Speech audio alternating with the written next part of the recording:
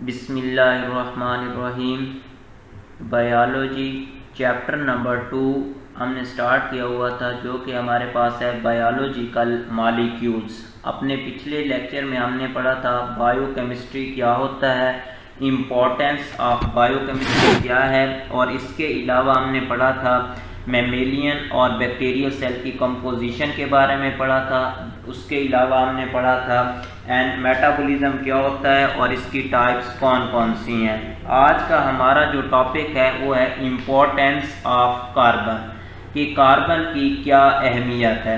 तो इसका जो सबसे पहला पॉइंट है हमारे पास वो है बेसिक एलिमेंट। अपनी पिछली क्लास में हमने पढ़ा था कि जितने भी ऑर्गेनिक कंपाउंड होते हैं उनमें कार्बन क्या है, बेसिक एलिमेंट है। जितने भी ऑर्गेनिक कंपाउंड हैं उनके अंदर कार्बन का प्रेजेंट होना बहुत ज़रूरी है। इसीलिए हम कार्बन को क्या कहते हैं, carbon is the basic element of organic compound, कि जितने भी ऑर्गेनिक कंपाउंड होते हैं उनमें कार्बन का होना क्या है, ज़रूरी है। Due to its unique property, mean के ऑर्गेनिक कंपाउंड के अंदर कार्बन का होना लाजमी, ये इसकी क्या है, यूनिक प्रॉपर्टी है। इसीलिए हम क्या कहते हैं, कार्बन को स्केलेटन ऑफ लाइफ कहते हैं। तो ये पहला पॉइंट हमारे पास आ जाएगा इम्पोर्टेंस ऑफ कार्बन में, कि कार्बन बेसिक एलिमेंट है। सेकंड नंबर पे आ जाता है कार्बन इज टेट्रावैलेंट, कि कार्बन की जो क्या है वैलेंसी है वो क्या है, 4 है। अगर हम कार्बन की क्या देखते हैं, स्ट्रक्चर को देखते हैं, या कार्बन की हम क्या करते हैं, साख को देखते हैं, तो इसका जो बैरूनी शेल है इसमें कितने इलेक्ट्रॉन होते हैं, 4 इलेक्ट्रॉन होते हैं। तो अब इसको अपनी जो कॉन्फ़िगरेशन है, या स्टेबल कॉन्फ़िगरेशन या नोबल जैसी कॉन्फ़िगरेशन हासिल करने के लिए 4 अदर इलेक्ट्रॉन की ज़रूरत होती है। इसीलिए ये क्या करता है, 4 बॉन्ड फॉर्म करता है। किस चीज़ के साथ, किसी दूसरे एलिमेंट के साथ कंबाइन होकर 4 बॉन्ड बना सकता है, या फिर ये कार्बन के साथ कंबाइन होकर क्या करता है, 4 बॉन्ड बनाता है। और कार्बन जो बॉन्ड बनाता है वो कौन सा होता है, कोवलेंट बॉन्ड होता है। अब क्वेश्चन ये है कि कोवलेंट बॉन्ड कौन सा बॉन्ड होता है। कोवलेंट बॉन्ड ऐसा बॉन्ड होता है जो क्या होता है, म्यूचुअल शेयरिंग ऑफ इलेक्ट्रॉन से फॉर्म होता है। इसे हम क्या कहते हैं, कोवलेंट बॉन्ड कहते हैं। और इसमें जो बॉन्ड की अरेंजमेंट होती है वो क्या होती है, टेट्राहेड्रल होती है। और जो टेट्राहेड्रल स्ट्रक्चर होती है वो क्या होती है, स्टेबल कॉन्फ़िगरेशन होती है। तीसरे नंबर पे हमारे पास आ जाएगा कार्बन की इंपॉर्टेंस में जो पॉइंट है, कार्बन कार्बन कॉम्बिनेशन। कार्बन जो होता है ये अपने जैसे दूसरे कार्बन एटम के साथ क्या होता है, कंबाइन होता है म्यूचुअली, एंड जो स्ट्रक्चर फॉर्म करता है वो कौन सी होती है, स्टेबल होती है। जब कार्बन कार्बन के साथ कंबाइन होता है तो ये क्या करता है, अनब्रांच चेन, या जिसे हम क्या कहते हैं, लॉन्ग चेन फॉर्म कर सकता है। इसी तरह जब कार्बन कार्बन के साथ कंबाइन होता है तो ब्रांच चेन या ब्रांच स्ट्रक्चर फॉर्म हो सकती है। इसी तरह जो कार्बन कार्बन के साथ कंबाइन होता है तो रिंग स्ट्रक्चर भी क्या होती है, फॉर्म हो सकती है। ये हमारे पास स्ट्रक्चर है ए। ये ए स्ट्रक्चर जो हमारे पास है ये क्या है, अनब्रांच चेन है, जिसमें क्या है, ये डिफरेंट कार्बन एटम अपने जैसे दूसरे कार्बन एटम के साथ क्या है, एक स्ट्रेट चेन के साथ क्या हुए, कंबाइन हुए पड़े हैं। तो इसीलिए हम कह सकते हैं कि जो कार्बन जब कार्बन के साथ कंबाइन होता है तो क्या करता है, स्ट्रेट चेन, या जिसे हम क्या कह सकते हैं, अनब्रांच चेन फॉर्म करता है। यहाँ पे सेकंड स्ट्रक्चर हमारे पास है, यहाँ पे ये कार्बन की लॉन्ग चेन है, मीन के स्ट्रेट चेन, या जिसे हम क्या कह सकते हैं, अनब्रांच चेन कहते हैं। लेकिन इस अनब्रांच चेन के साथ यहाँ पे क्या है, एक कार्बन जो है ब्रांच फॉर्म में भी मौजूद है। तो कार्बन कार्बन के साथ कंबाइन होकर क्या करता है, ब्रांच चेन या ब्रांच स्ट्रक्चर भी फॉर्म कर सकता है। यहाँ पे तीसरे नंबर पे है रिंग स्ट्रक्चर। तो यहाँ पे ये कार्बन क्या है, रिंग की फॉर्म में दूसरे कार्बन एटम के साथ क्या है, कंबाइन हुई है। तो यहाँ पे ये हमारे पास आ जाएगा कि जब कार्बन कार्बन के साथ कंबाइन होता है तो क्या करता है, रिंग स्ट्रक्चर भी फॉर्म कर सकता है।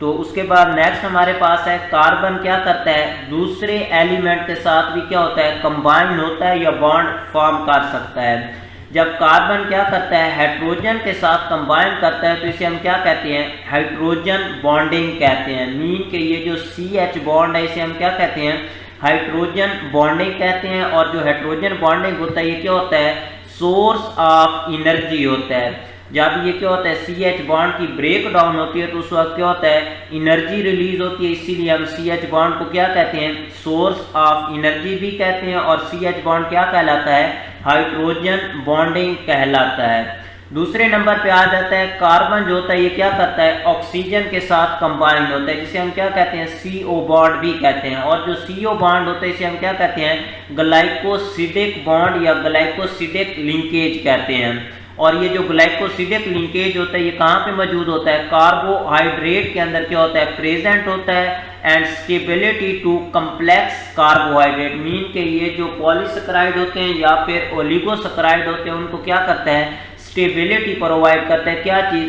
CO बॉन्ड, जिसे हम क्या कहते हैं, ग्लाइकोसिडिक लिंकेज कहते हैं।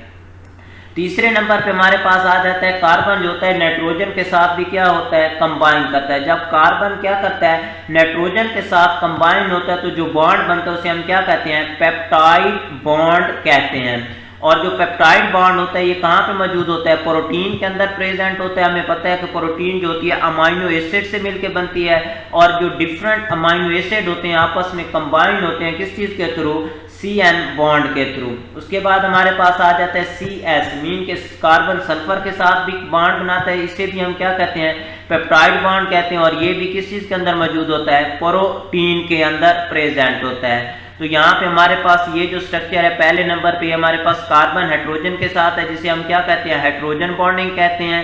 इसी तरह से CH बॉन्ड यहाँ पे शो किया हुआ है। इसी तरह कार्बन ऑक्सीजन के साथ यहाँ पे कंबाइन हुई है तो यहाँ पे CO बॉन्ड बना है जिसे हम ग्लाइकोसिडिक लिंकेज कहते हैं। इसी तरह कार्बन जो है ये क्या किया है, इसने नाइट्रोजन के साथ कंबाइन हुई है तो जिसे हम क्या कहते हैं, CN बॉन्ड कहते हैं। अब यहाँ पे अगर एक इलेक्ट्रॉन शेयर हुआ पड़ा है, कार्बन क्या करती है, एक इलेक्ट्रॉन किसी दूसरे एटम के साथ शेयर करती है तो इसे हम क्या कहते हैं, सिंगल कोवलेंट बॉन्ड कहते हैं। अब यहाँ पे हमारे पास क्या है, दो इलेक्ट्रॉन का शेयर है, मीन के एक कार्बन 2 इलेक्ट्रॉन शेयर कर रही है, दूसरी भी, तो इसे हम क्या कहेंगे, डबल कोवलेंट बॉन्ड कहेंगे। और अगर हम इस स्ट्रक्चर को देखते हैं तो यहाँ पे एक कार्बन ने 3 इलेक्ट्रॉन शेयर किए हैं, दूसरे ने भी 3 इलेक्ट्रॉन शेयर किए हैं, तो इसे हम क्या कहेंगे, ट्रिपल कोवलेंट बॉन्ड कहेंगे।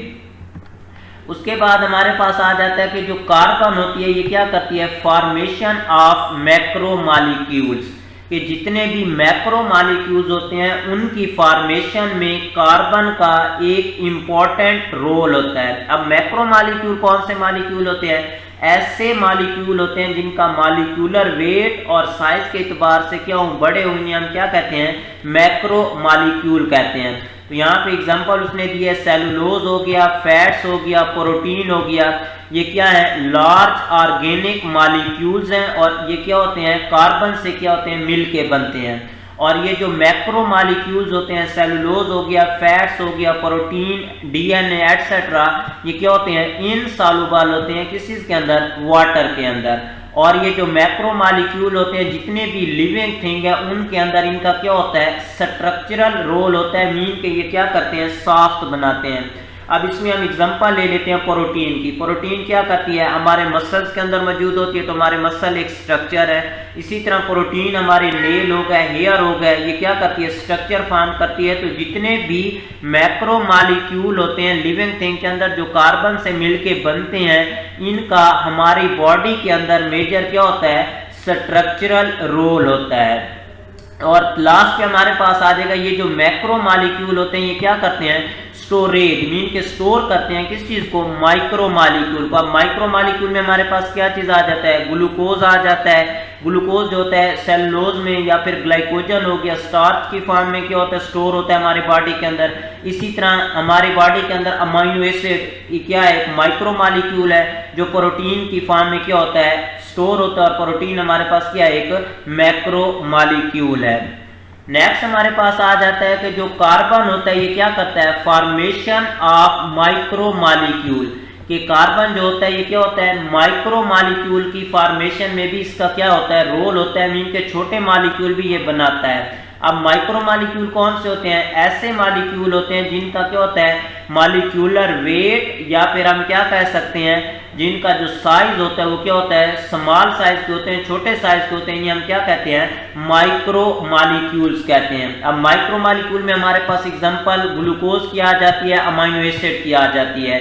ये क्या होते हैं, स्मॉल ऑर्गेनिक मॉलिक्यूल्स होते हैं, छोटे मॉलिक्यूल है जिनके अंदर क्या होता है, कार्बन मौजूद होता है। And they are subunit and buildings of macromolecules, mean के जब ये माइक्रो मॉलिक्यूल, अगर हमारे पास ग्लूकोज है, जब बहुत से ग्लूकोज आपस में मिलते हैं तो क्या चीज़ बनता है, स्टार्च, ग्लाइकोजन बनता है। इसी तरह ये माइक्रो मॉलिक्यूल, अगर अमाइनो एसिड की बात करते हैं तो जब बहुत से अमाइनो एसिड आपस में मिलते हैं तो ये क्या करते हैं, एक बड़ा मॉलिक्यूल जिसे हम क्या कहते हैं, प्रोटीन कहते हैं, उसकी फॉर्मेशन में रोल अदा करते हैं या बनाते हैं प्रोटीन को। तो यहाँ पे हमारे पास ये पॉइंट माइक्रो मॉलिक्यूल में आ जाएगा कि ये जो माइक्रो मॉलिक्यूल हैं ये सब यूनिट हैं, छोटे यूनिट हैं, और ये क्या करते हैं, बिल्ड करते हैं, बनाते हैं किस चीज़ को, बड़े मॉलिक्यूल को। एक मैक्रो मॉलिक्यूल की फॉर्मेशन में इनका क्या होता है, रोल होता है। उसके बाद आ जाता है ये जो माइक्रो मॉलिक्यूल होते हैं ये क्या होते हैं, अनस्टेबल होते हैं, और ये क्या करते हैं, ब्रेक डाउन हो जाती है, इनकी क्या होती है, टूट जाते हैं। जब ये ब्रेक डाउन इनकी होती है तो क्या चीज़ फॉर्मेशन होती है,